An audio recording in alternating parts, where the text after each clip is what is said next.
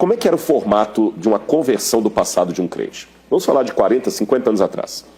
O sujeito primeiro conhecia a mensagem, se convertia, ele ouvia uma pregação à la Billy Graham. Você tem que entregar a sua vida a Jesus. Ele era batizado. Se ele fosse batizado numa igreja que batiza por imersão ou por aspersão, não importa. O batismo era: eu, como ministro do Evangelho, te batizo para a remissão dos seus pecados em nome do Pai, do Filho e do Espírito Santo. Ok? Aí ele passava por um período de desassocialização. Por quê? Se toda sexta-feira à noite ele ia para o bar tomar uma cerveja com os colegas e jogar sinuca, agora ele não vai mais para o bar. Ele vai para a igreja. E esses colegas do bar falavam assim: o Zé agora é crente. Ridicularizavam. Ele mudava o jeito de vestir, que agora ele começava a botar um terno, que ele nunca botou terno para ir para a igreja. Ele mudava o jeito de vestir, a mulher dele mudava o jeito de vestir. Aí ele perde esses amigos. Ele vai para a igreja. A linguagem dele muda e ele começa a ser reassocializado na igreja. Aí a filha dele agora começa a namorar um menino da igreja. Ele mudou. O processo hoje é diferente. Nós temos um evangelho hoje que é um evangelho de serviço. O mercado descobriu um nicho a ser conquistado, que é o cristão consumidor. Então você cria uma mega church, não há mais a pregação sobre pecado. Aí o crente de hoje, ele quer ser cada vez menos sectário, menos minoria, menos incomodado. Ele quer uma religião mais personalizada, com um culto que o atraia, um culto coach, um culto que fala mais de autoajuda e não mais de pecado. Então, esse crente de hoje está assustado com esse Deus da Bíblia. E ele mal interpreta a palavra Deus é amor e entende que Deus é amor, ele lê Deus é amor na linguagem de hoje. O que é ser amor hoje? Amor hoje é não proibir.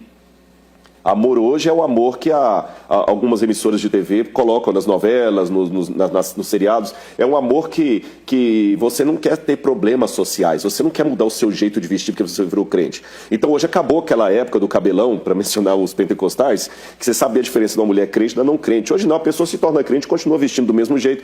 E esse evangelho conservador é considerado fora de moda, ridículo. Hoje, se você faz uma fala um pouco mais dura sobre a sexualidade, você é homofóbico, você é antiquado. E é essa sociedade de hoje que pressiona nós pregadores a fazer perguntas ao texto bíblico. Mas se Deus é amor, por que ele destrói? Porque o pai hoje que é amor é aquele pai que quando o filho bate o carro drogado e mata uma pessoa, ele vai lá, paga a fiança e tira o menino da cadeia.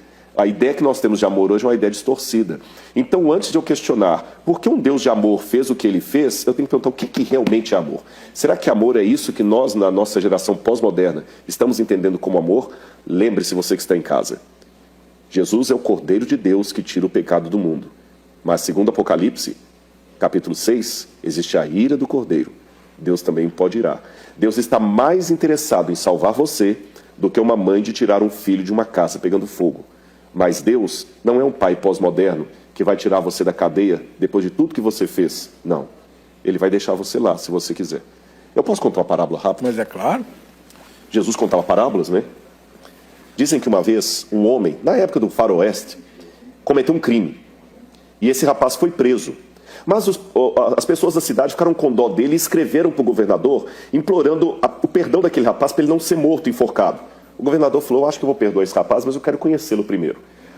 O governador se disfarçou de pastor, colocou o clergyman de pastor aqui, colocou a carta do perdão dentro de uma Bíblia e chegou na cadeia e falou assim: jovem, eu tenho algo para você aqui. E ele começou a cuspir: não quero saber de você, sai daqui, senão eu vou bater em você. Calma, meu jovem, eu tenho algo importante para você aqui dentro. Não quero saber. Cuspia, jogava coisas no pastor, que na verdade era o governador disfarçado. E o governador teve que ir embora, até por sua segurança própria. Quando ele saiu, o carcereiro chegou para aquele rapaz e falou assim: você é burro. Por quê? Aquele pastor que veio aqui não era um pastor, era o governador disfarçado. E dentro daquela Bíblia estava sua carta de perdão. No dia do julgamento, irmão Weber, deram as palavras para aquele homem no cadafalso da forca. E ele falou: eu quero dizer algo, principalmente para os mais jovens. Eu serei morto daqui a poucos minutos, mas eu não vou morrer por causa do crime que eu cometi. Eu vou morrer por causa do perdão que eu recusei. Uau! Você que está em casa, ninguém vai para o fogo de enxofre por causa dos pecados que cometeram. Ninguém. Porque se eu falar que as pessoas vão para o lago de fogo por causa do pecado, eu estou colocando na obra um poder que ela não tem. A obra não salva, mas a obra também não perde. O que faz a pessoa se perder não é o pecado que ela cometeu, foi a graça que ele recusou. Agora entenda uma coisa: qualquer ensino sobre salvação que não transforme a sua vida, que não mostre que Deus ama, mas ele também se ira, esse não é um ensino bíblico. Dietrich Bonhoeffer falava do mito da graça barata. A graça é de graça, mas não é barata. Então, essa é a coisa. Então, quando você lidar com o Deus do Antigo Testamento, que parece duro demais, pergunte, será que é Deus que é duro demais? Ou a educação de hoje que é demasiadamente frouxa? Uau! Essa é forte.